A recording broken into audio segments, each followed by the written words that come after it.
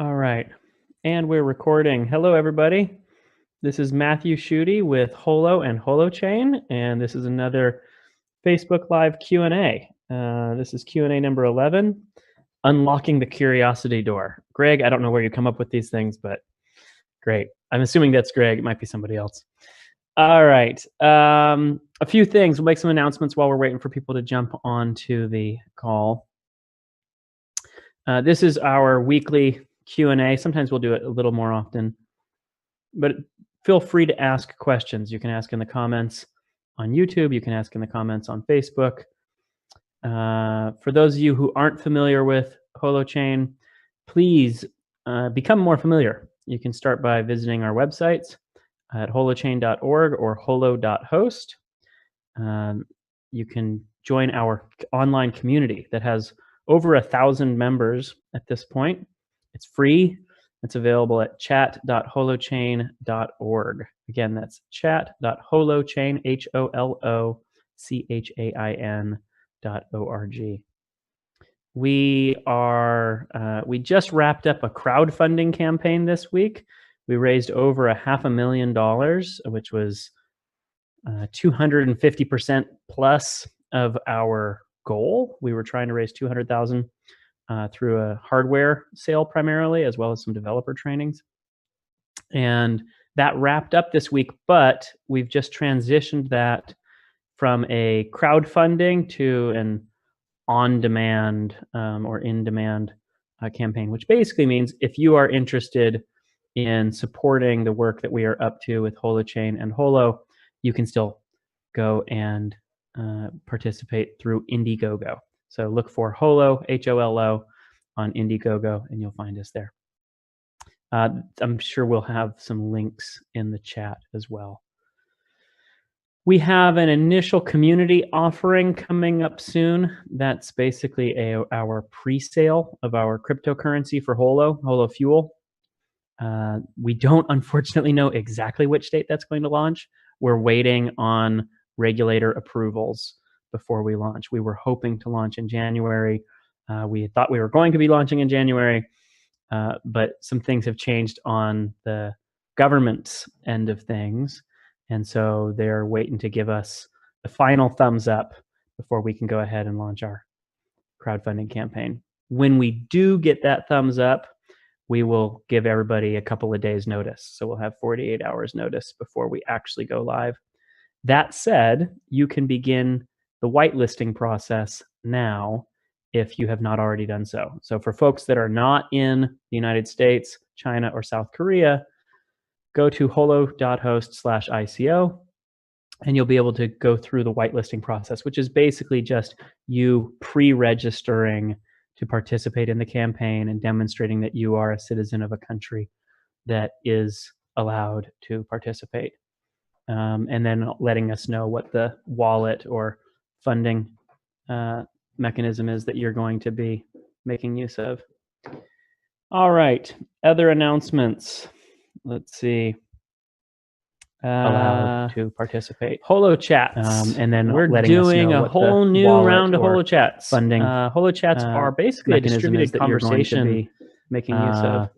Thing. I don't exactly know how to other announcements where we're inviting other people to have conversations on a particular topic and post them online, and then we will pull them all together and make them visible to the world. And so each week we do a different topic.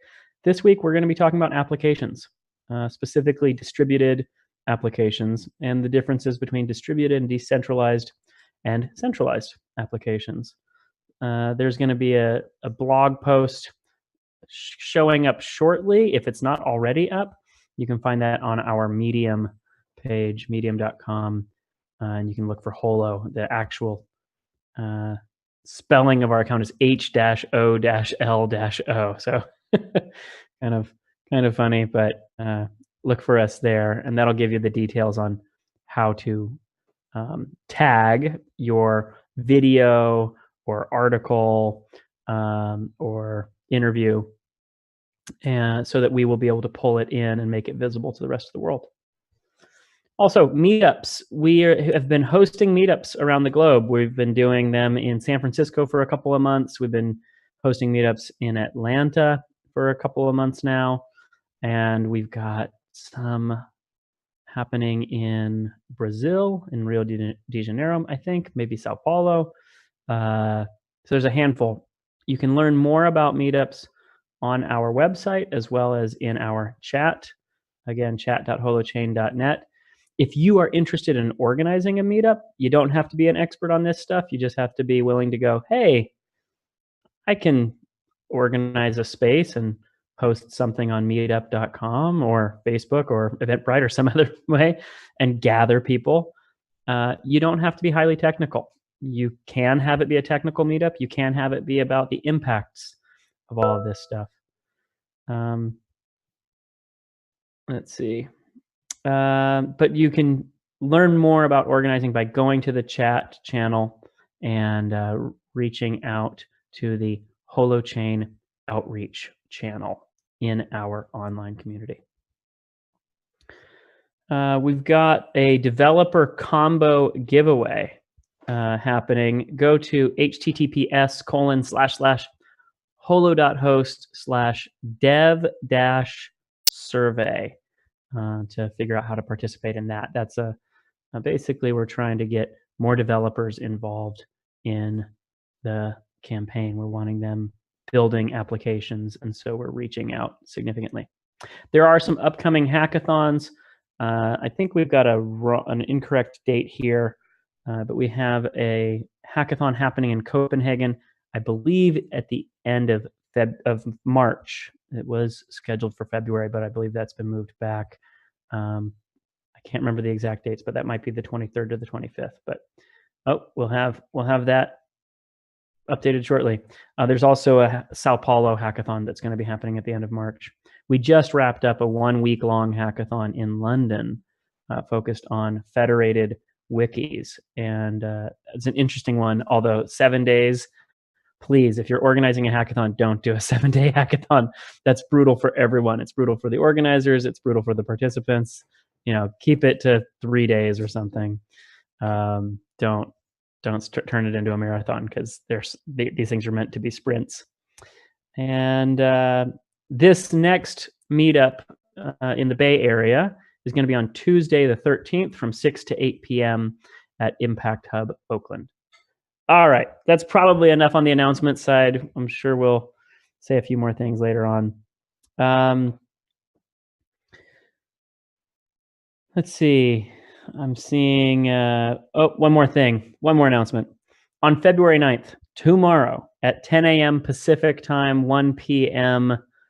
East Coast time, 7 p.m. or 6 p.m. GMT, we're going to be doing an online event on Facebook. That's a conversation. It's an interview between Gene Russell, Michael Gusnick, I think is how you pronounce his name. I might be getting that wrong. And Mark Finneran. So that's going to be a holo chat about Michael Gusick. That's it. It's going to be about Holochain and applications. So it's kind of kicking off this week's Holo Chat theme.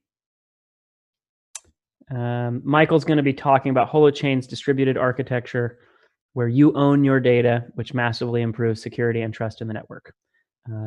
For example, it can be used to create new networks of trust in payment systems for both individuals and for businesses. And this safe network of trust is the very foundation for personal AI, which will be a bit of a future outlook that we'll get into if time permits. So the part of that conversation that's interesting for me that we haven't really dove into too much in these Facebook Q&As has to do with what artificial intelligence might look like in a holochain world. And from my perspective, the personal AI stuff is really interesting. The overlord AI stuff looks really frightening. So, all right.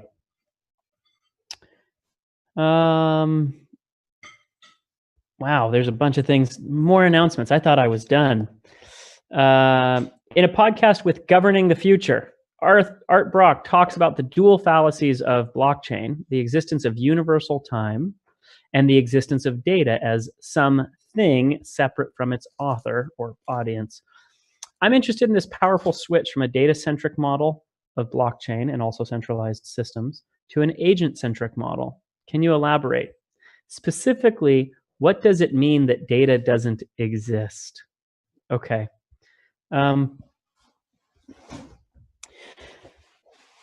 What we're getting at with our agent-centric framework is that there is no such thing as absolute data. There's no such thing as data that doesn't get detected in some way. The basic gist is information always occurs in a form, in formation. We experience that information when we get transformed, when we actually change shape in some way, when we have a state change. Now, that could be we as a human, that could be a cell phone, that could be a thermometer, but we experience information only when we experience transformation. What that means is the witnessing of some state is always from a perspective. And there is I don't know how to frame this, but a making a claim about what was seen. So, for instance, a thermometer says that it's 68 degrees outside. Well, what's happening is it's transforming flow of bumping atoms, basically, into maybe the height of a mercury, a little column of mercury. Now, that might not be perfectly calibrated. It could be that this particular thermometer is next to a heater vent, right? So there's all sorts of things about this speaker, whether it's a human or a thermometer or something else, witnessing the world and transforming one signal into another, essentially making a claim about the world. That's how all information gets recorded or witnessed. There is no God's eye view of the system. It's always viewed from a perspective or from particular perspectives. With Holochain, we try to make it visible that that's what's actually happening, that there are perspectives that are that the world is being seen and recorded from. We actually want to hold on to those different perspectives and enable people to combine them in various ways, ways that they find useful. Now, we don't assume that everything people try is going to be useful, but we do assume that through trial and error, they will be able to figure out things that work better and things that work worse. And if they make use of some or rely on some signal or interpret some signal in a way that leads them astray, they'll experience pain or discomfort and they'll go, nope, not doing that again. And they'll learn. And that's a part of the learning process. So I'll leave that. It's easy for me to go deep in the weeds on the agent-centric nature of all this stuff, but I'll kind of leave that there for now. For a developer who's intrigued by Holochain and ready to start tinkering, where do I begin? Are there tutorials I can watch? Guidance? There's a few places to begin. One is go to our GitHub repo and look at the code and start walking through. That is available at github.com/metacurrency/holochain. If you just Google GitHub Holochain, you should be able to find it. Second, we have developer documentation at developer.holochain.org. And then third, jump into the online community at chat.holochain.net or chat.holochain.org. That online community is a great place to get tips from other people and to brainstorm with other people about what kinds of things to build. The one big caveat I'll give right up front is when you're building applications with Holochain, they are actually distributed applications. And so you have to think about them differently than you would think about a centralized application. You have to actually think about the perspectives from which each of the parties is reviewing the information in the system. That's a really useful thing, but it's a new pattern and it takes a little bit of getting used to. For folks who are excited or interested in this, again, go to the online community, ask questions there. We have a lot of really interesting and knowledgeable folks that are trying to build things themselves, and they would love to help you figure out how to build things yourself. All right, next question. Holochain claims that consensus is not required or desired for most use cases. What are use cases where you would want global consensus? Do such use cases exist?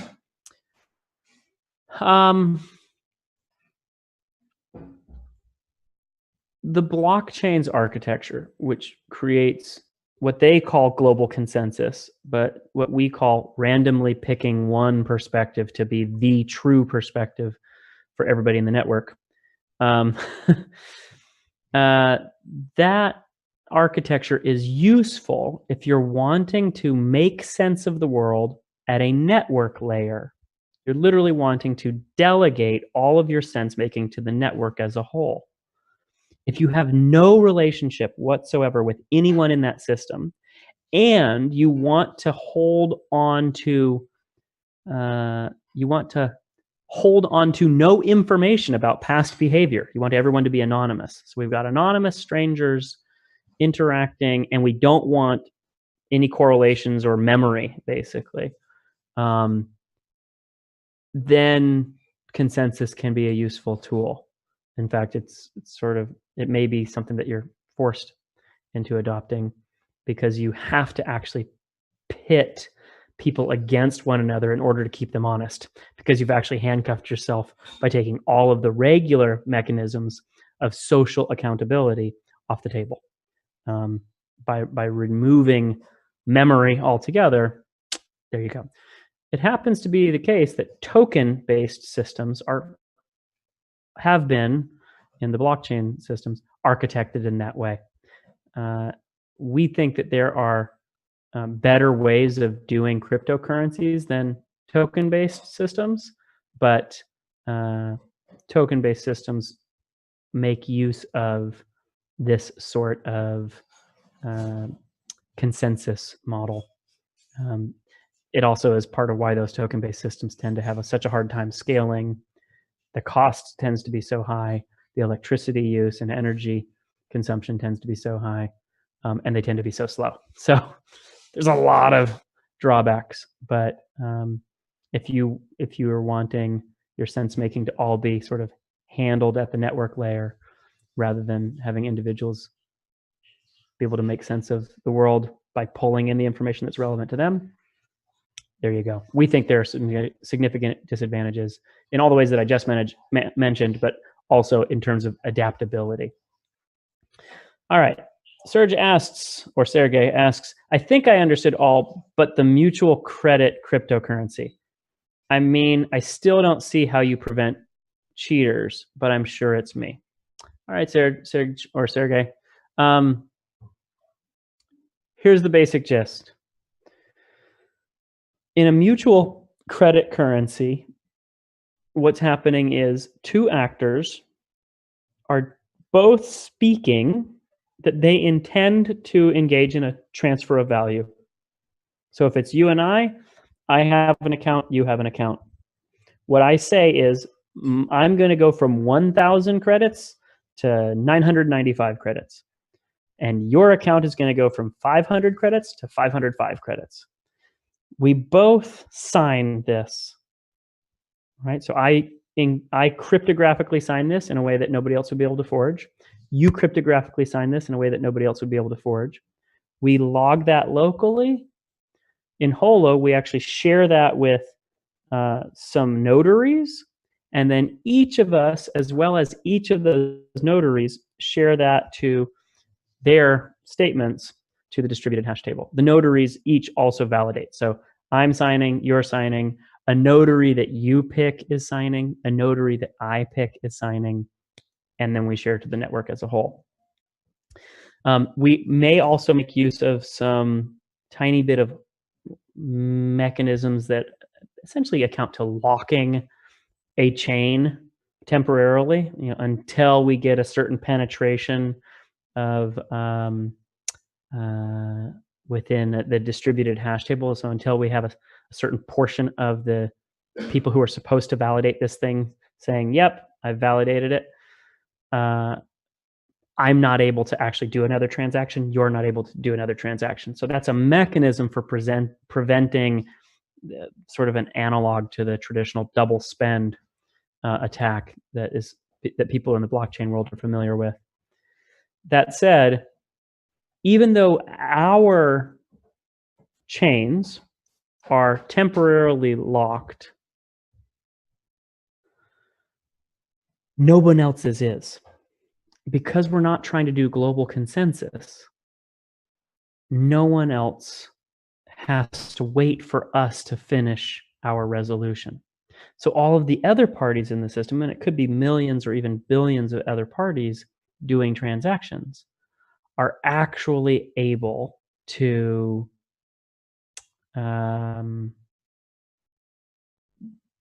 also engage in transactions at the same time we are. They're able to do it in parallel. So this enables the network to handle massive scale, unlike a blockchain architecture where we're having to wait for everybody to kind of pick what the ordering of all of these transactions are. Sarah had a follow-up post. So there's only the notary's way of being really sure it's okay, right? No. Even if we didn't have notaries, if I then stated that I didn't send you this money, I said, no, I didn't do that. There's evidence that is visible to everyone in the community that I had agreed to send you those funds, right? The notaries and other tools that we're making use of are to try to improve the security against particular attacks. But recognize that a mutual credit architecture is a general architecture. And you can think of these things as almost lightweight building blocks, whether it's Holochain in general or the mutual credit system in particular. You can think of those as lightweight building blocks, and you can layer additional things on top of those. So for instance, if you and I wanted to do a deal and it was a multi-million-dollar deal, we might go through a bunch of extra hoops. We might get lawyers involved and draft up a legal agreement and sign a contract, right? But if I was loaning you $2 to go buy a burrito and you're a friend, a longtime friend, we're probably not going to go through that same set of mechanisms. Now, we might even decide to write down that you owe me $2. We might not. But it depends on the context, right? So the use of an accounting system, a system for making visible some flow of activity, is going to be, you want to dial that, what your mechanisms are, based on the situation that you're facing. If we're facing a situation where we have a deep relationship, lots of repeat interactions, strong social ties, and it's a low value thing, well, we're probably going to want to keep the overhead low and rely on the social ties for basically making it so that if I do screw you over or you screw me over, there are repercussions, those repercussions being the social ones, that you are going to lose access to opportunities from me, opportunities with others, etc. If, on the other hand, this is a really giant transaction, we have no social relationship, etc., we may choose to use additional mechanisms like notaries or like escrow, you having to put some kind of funds in a locked account so that we are able to shift the game mechanics. You can actually think of it as, you can think of a lot of the stuff that happens in a Holochain app as being all about adjusting game mechanics. Instead of having it all happen at just a single large network layer, we enable game mechanisms to operate across all sorts of boundaries. You can decide who you want to come participate in your application. Hey, we only want people who have their real world identity, or only people who've established a certain amount of reputation, or people who have put $1,000 into a bank account, etc. Um, you can do things like use of notaries, where notaries are participants in the system that have a much higher reputation and as a result have significant reputation to lose, perhaps even whole businesses to lose. And so if they participate in helping someone cheat, it will cost them significantly. But these are all just mechanisms for shifting flows, right? For sculpting flows of social activity. All right, I'll leave that there for now. Julio asks, how would a DAO work on Holochain? Hmm. Well,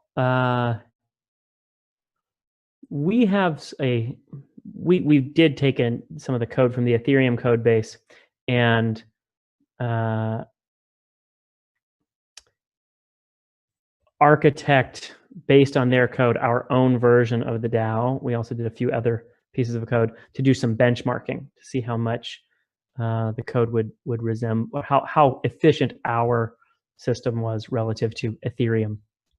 However, in my experience, the idea of a DAO, a distributed autonomous organization, is one where you set up some rules and those rules just operate. They're on autopilot. And you can do that in Holochain. We could set up some rules that say, hey, if I come near you, um, I get a point. If I get within 50 feet of you on the GPS on my phone, I get a point. And if you do something, you get a point. And right, so we could set up something where the humans aren't really involved. There's a bunch of automated processes flowing. Um, but I think the more interesting thing has to do with creating mechanisms by which a community is able to steer itself, not just put a bunch of things on autopilot. Autopilot's useful, um, but it's like, how do I frame this? Um, Humans are a really important part of human social systems. And if you take the humans out, you may come up with something that's very efficient in its current context. And as soon as the world shifts a little bit, you're screwed. So I'm much more excited about some similar patterns, but kind of different ones that we've been working on called sovereign accountable commons. But yeah, Robert asks, or somebody asks, based on your experience in Davos, what sort of feedback did you hear about how blockchain projects are coming along on their promises? Were there many devs there? I'm curious if the two groups would have a different opinion on this.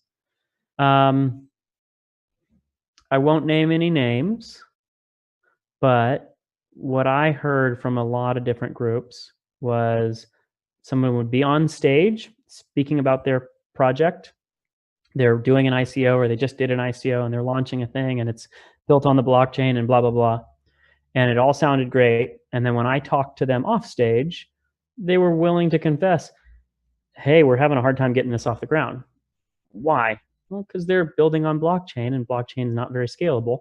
And unless your thing is just basically tokenization, if you're trying to do anything that's more interesting than that, then that's a problem, right? The lack of scalability, the lack of speed, the high cost gets in the way. That said, there are a lot of people in that community, in the blockchain community, that are really excited about the possibility of distributed computing systems and that want to solve those problems. So I know some of the Ethereum folks are going to be hosting a conference in May, I think, I believe in Barcelona, aimed at trying to solve scalability. And they've been working on this for a few years, ever since I first met Vitalik. He's been going, hey, the issue is scalability. How do we solve this? And they're taking some pretty big swipes at trying to solve that. I think it'll be interesting to see whether they eventually sacrifice the holy cow, which is or the sacred cow, which is the consensus model. which they've already started to do a little bit, though they don't normally frame it in that way. They go, oh, well, we'll do side chains, which is a little bit of a sacrifice of that model. I think if they take that same logic all the way down, they're going to end up at holochain. So I'm very biased in this, obviously, but yeah, the experience that I had in Davos, speaking with lots of different blockchain projects, and there were so many organizations there doing things related to blockchain, was pretty deep frustration with um, the gap between the promises of blockchain and the actual ability to deliver. And so there's a lot of folks very motivated to find working solutions. And hopefully some of them find ours and they get to start building stuff that already works today. All right. We have another meeting to announce on Friday from 3 p.m. to 5 p.m. GMT, which is at 7 a.m. Pacific, 10 a.m. East Coast time.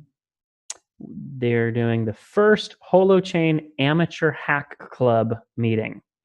The name may change. It's a place for less experienced programmers and those new to Holochain programming to meet and do some group and pair programming. There's a Zoom room that's available when the event starts. Hopefully somebody will add the link to where that announcement is into the chat. I think this was announced in our Mattermost, but somebody will add those links to the YouTube chat and to the Facebook chat. Next up, we have, please explain how you are offering stable value for Holo tokens. Would it be pegged or is it some other mechanism?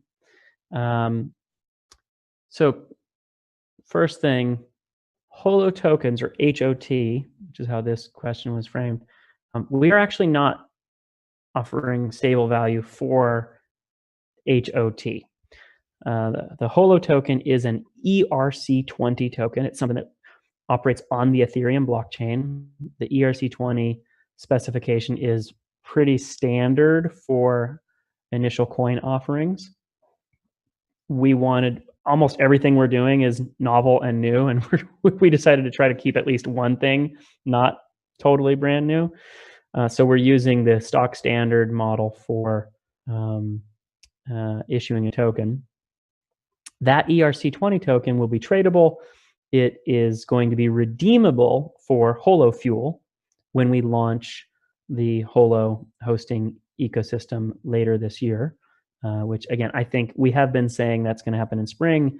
It may still happen in spring. There's a chance it could push back to early summer or so. So the Holo token is not actually designed to be value stable. It's backed by the fuel that it's going to be redeemed for. So you give us whoever's holding on to that token when we launch the network can then redeem it for an account balance, a credit account balance. When they do that, they will have Holo Fuel. Holo Fuel is designed to be value stable. There's a few mechanisms there that we're making use of to create that value stability. One, it's actually asset backed. So Holo Fuel is literally an IOU. It's a promise from our organization to the person who's holding it that we will deliver X amount of computing capacity in exchange for one Holo credit. Right? So if you've got 10 Holo credits, you get 10 times that much computing capacity in terms of storage, bandwidth, processing, etc. How do we price that? We're basing that on the cost of doing computing in Ethereum. So we're going to be 10,000 times cheaper than what it would take to do the same amount of computing on the Ethereum blockchain. The other mechanism that we're using for Holo Fuel to keep it not value static, but value stable, which really means we're trying to make it so that it's not jumping around with crazy volatility. We want something that's fairly stable, whether it's going up or down or neutral. We want it to be just more gradual in terms of its movements rather than massive spikes of volatility, is the fact that uh, the currency supply is not limited. That currency is able to be issued and it's able to be redeemed. So if somebody comes to us and hands us holo fuel and we deliver either currency or computing power, that holo fuel gets redeemed. It is canceled out and leaves the system. When you look at the entire system, that means the amount of currency available in the system has just shrunk, right? At the same time, Holo, the organization, has the capacity to issue new IOUs, right? To issue new, hey, you want to pre-purchase some computing capacity? Great, you can buy it from us. Others will have that capacity as well. This is described in our green paper in the section on reserve accounts. But others who establish a solid reputation of being able to deliver computing capacity are going to be able to essentially issue pre-purchases of that computing capacity. That means that when demand for our currency goes up, uh, the availability or the supply of that currency can also go up. When demand drops, people are not really wanting it anymore, they can redeem out and the supply can also drop. That enables shifts in demand to be met by shifts in supply, which has a stabilizing effect on the currency. Again, this is the formula for Holo Fuel, the currency that we will be using once the network is live. That is different from Holo tokens. Right? Holo tokens are really the short-term tradable receipt that you will then redeem for Holo Fuel at the launch of the network. All right. Julio says, so instead of smart contracts in Holochain, we have sovereign contracts where human agents have a say, but it's automatic by default unless it needs human interaction. I like that. Yeah, Julio, that sounds about right to me. Yeah, one of the things people often ask us about smart contracts, and Arthur Brock is fond of saying that smart contract is another way of saying dumb application. It's just a really simple application of if this, then that. And since we can handle even really complicated applications, we can handle smart contracts. But I do like the way of framing it as a sovereign contract. A little background, I'll do just a slight aside on that one. The legal system in the Western world, specifically the English court system, learned a lesson related to this a long time ago. They had set up some courts, they were enforcing laws, and they were having some not so awesome consequences. They were enforcing the laws as written, and it was leading to significant injustice, right? They were having these unintended consequences of just bad outcomes. And they realized that they needed to bring human interpretation into a cold, calculated, we wrote down these words, and so we will execute these words as written down kind of system. And they invented a whole new court system that became called the courts of equity. They called it that because it was the way of coming to equitable solutions or resolutions. And our modern jurisprudence has this wisdom baked in. We recognize that when people are writing their laws, they're not going to be able to anticipate every possible permutation of human experience that's going to happen. And in order to give ourselves a shot at getting it right once we do face some new circumstance, they have very wisely included humans in the decision-making process. We do this with judges, we do this with juries, etc. Right? So we have a bunch of processes, and they're not perfect, but the wisdom there is we're not going to get it right. We're not going to predict the future correctly every time.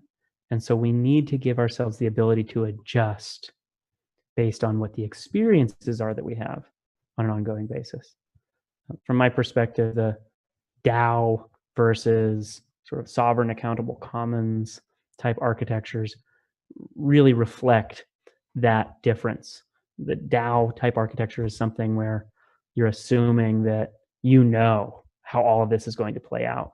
And there can be usefulness for that, but it should be happening inside of a larger context where you have the ability to go, whoa, whoa, whoa, whoa, this isn't working, and make an adjustment.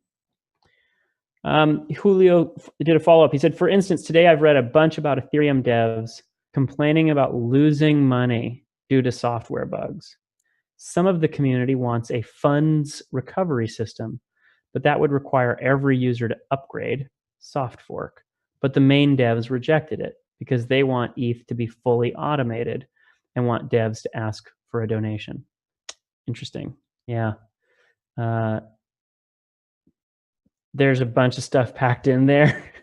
There's not only the, hey, sometimes bad things happen, and how can we make that so that it's not so born in such a lopsided manner by just the random participants who happen to get hurt.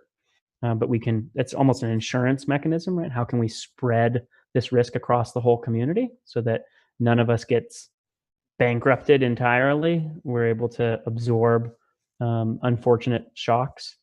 But the other piece that was kind of highlighted there is that in the Ethereum blockchain and all the other existing main blockchain-based architectures, there's a huge power dynamic. There's a big difference between the average folks, the developers, the users, et cetera, and the miners. There's this privileged class that gets to make the decisions about what the future is going to look like. And everybody else is just along for the ride. And that, from our perspective, that's pretty problematic if you're trying to design a system that distributes power, but you created an architecture that actually concentrates power with some small group of elite miners. Okay, what do you think will be the first good distributed application to get traction after just token or tokenization type applications? I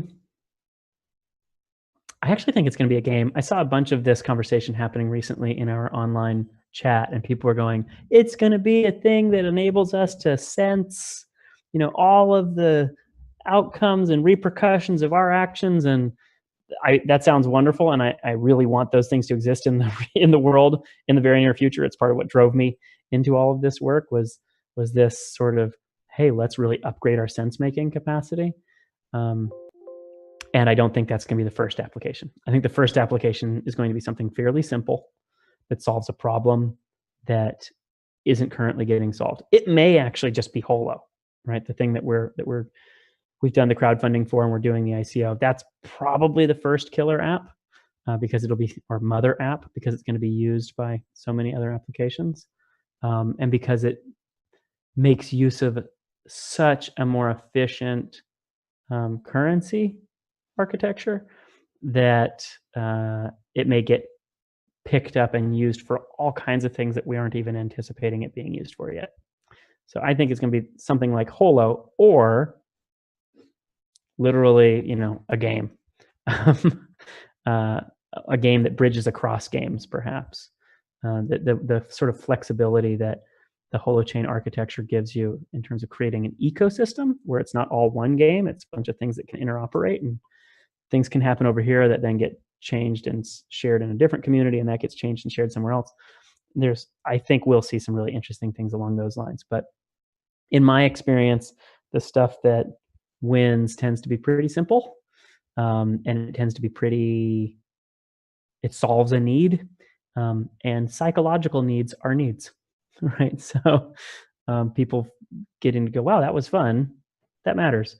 I don't know that we'll see Pokemon Go on Holochain just yet, but I'd be excited to see that, or some more interesting, more dynamic version of that. Yeah, a Pokemon Go where people are making up their own rules as they go, and others are deciding to opt into their game. That could be cool. But it may be just a card game thing. I have no idea. It could be Scrabble. How do you summarize Holo then as a category of app? What type of app is it? Um, I think of Holo as a service application. It has a couple of parts. One, it fosters hosting. It literally enables existing holochain applications to build a bridge to anybody using a web browser. And two, it's got a currency design, a crypto accounting system for tracking and basically doing payments for the activities that people do, for the hosting that people contribute. So what kind of app is it? I see it as a service application. I see it as a pretty core piece of architecture that makes any regular holochain app more useful because it enables them to speak to a much bigger community. And it also has this mechanism that it's using with the crypto accounting system, that because that's so fast, designed to be stable, affordable, etc. I think that might end up becoming used pretty widely for smaller transactions. I actually don't anticipate seeing Holo used for $10 million transfers of funds. It doesn't feel like the architecture is optimized for that. But 50 cents, a dollar, and $10, or buying a bicycle or an ice cream, yeah, Holo could be used for a bunch of flows of financial activity that go well beyond the hosting services that we're actually designing it to be able to support.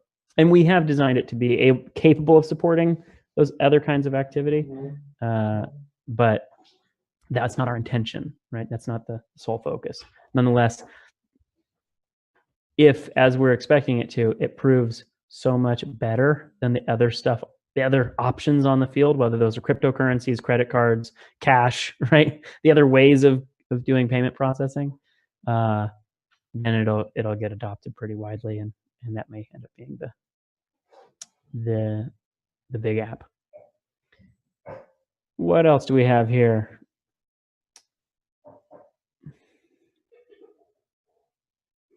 So I'm managing the funds of a few Arab clients. For an investor, can we expect an increase in the value of Holo tokens like other coins for holding for a long term? I can't make any promises about the performance of Holo tokens.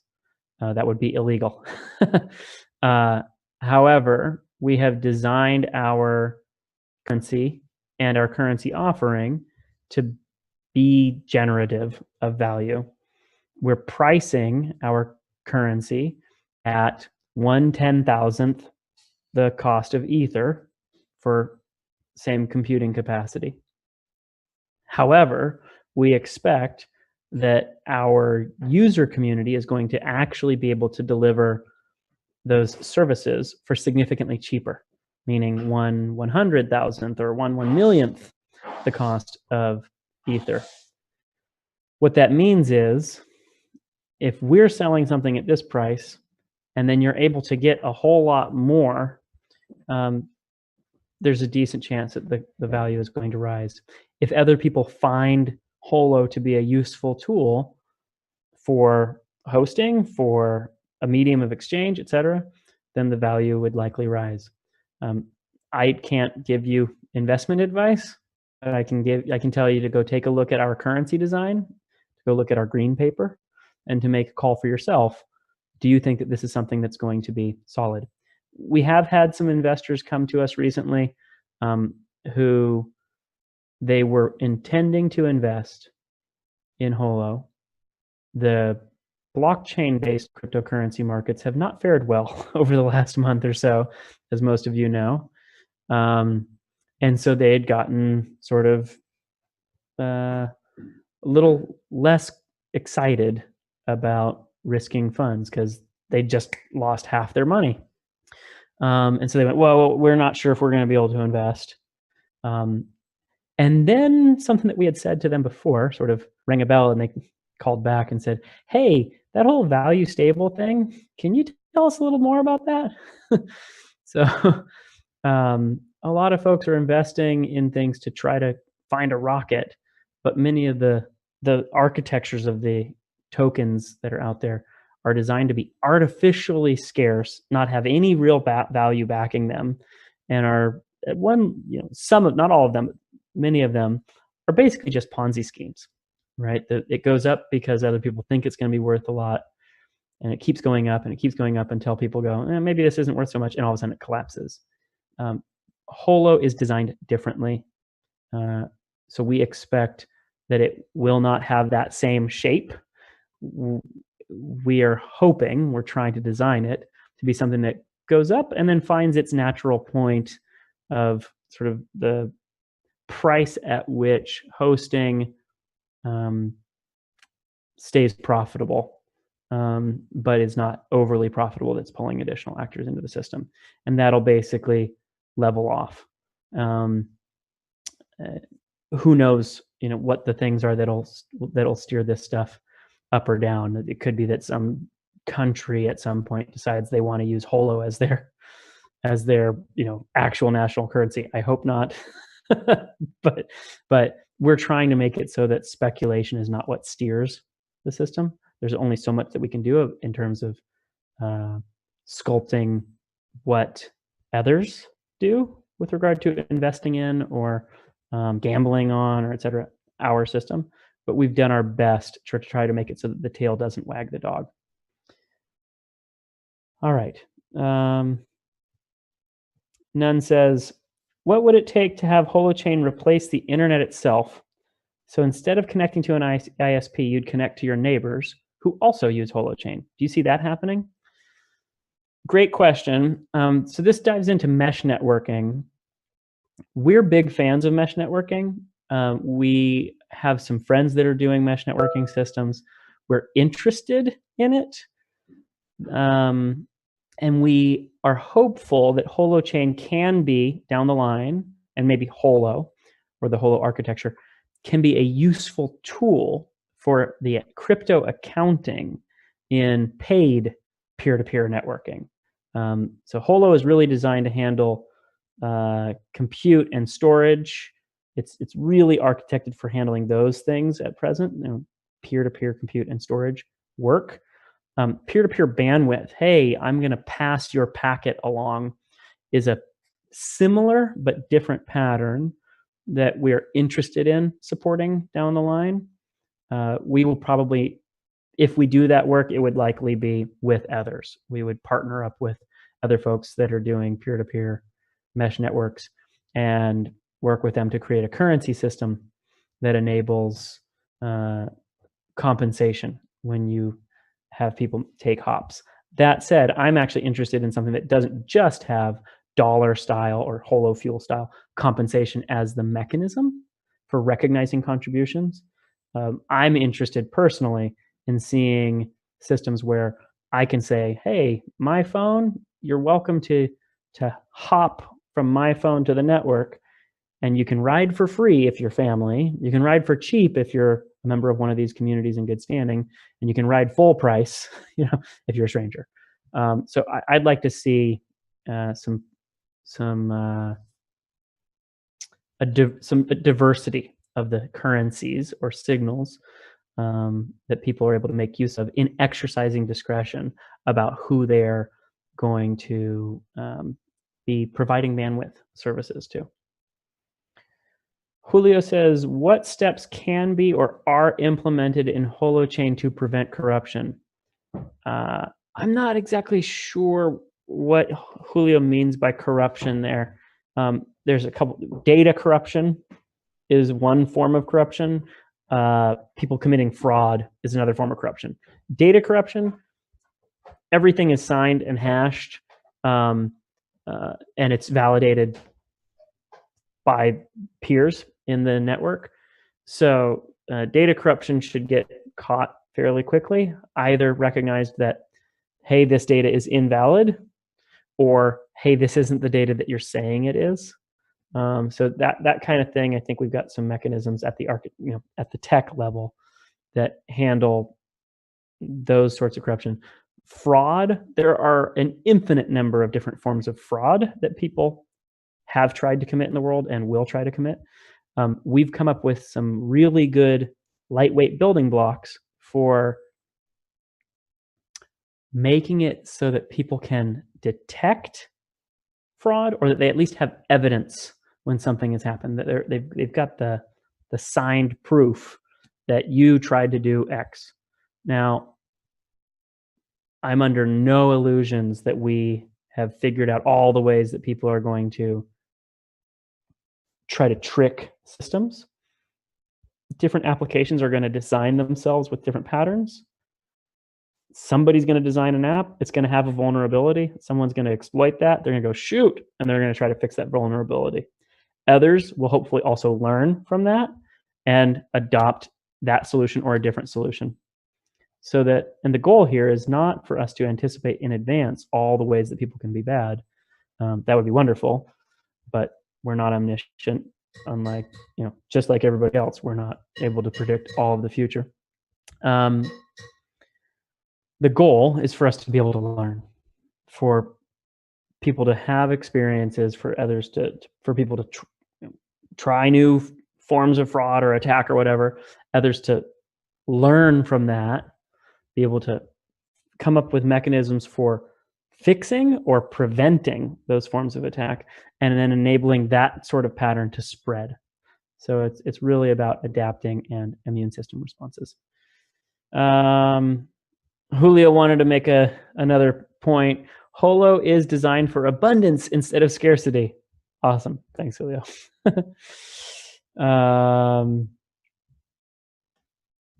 Nunn says, specifically, is there a way to make a distributed DNS work together with the current DNS? Work together with the current DNS. Well, one of the ways that you can think about Holo is as a bridge between the current DNS system, DNS being domain name system. It's actually a centralized registry of domain names. This is why there's only one google.com or yelp.com or whatever. So you type in that thing and it routes to a specific IP address or set of IP addresses. And you end up interacting with those web servers. Holo is a bridge between that system and the peer-to-peer naming systems or namespaces of holochain applications. So it is that bridge between distributed DNS and the existing centralized DNS. And I'll frame it this way. It's the bridge between distributed DNSs, because each of those is their own sort of separate space. Interesting. So the OG Foundation said, Elodium is looking to use Holo as our national currency or an app built on Holo. Awesome. That's great. That's really funny. Some of our team members are going, woot. I don't know if that's a woot or not. I'm actually not all that in favor of it would be great to see adoption. Yay. And I'm interested in a multiplicity of currencies. I'm interested in lots of different signals that are used and useful for particular contexts, right?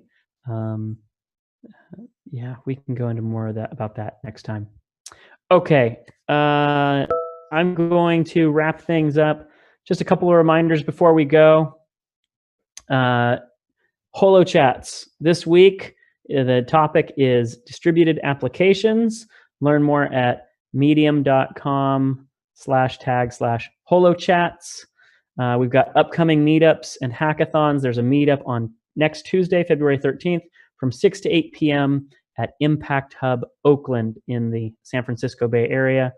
We also have some upcoming hackathons, a Sao Paulo hackathon at the end of March, a Copenhagen hackathon, March 22nd through 25th. If you haven't already done so, join our chat community, chat.holochain.org. Learn more about us at holo.host. And if you have any questions, feel free to ping us in chat or just hit us up next time on Facebook Live Q&A. Thanks so much. Again, I'm Matthew Schutte with Holochain and Holo. Have a good one. Bye.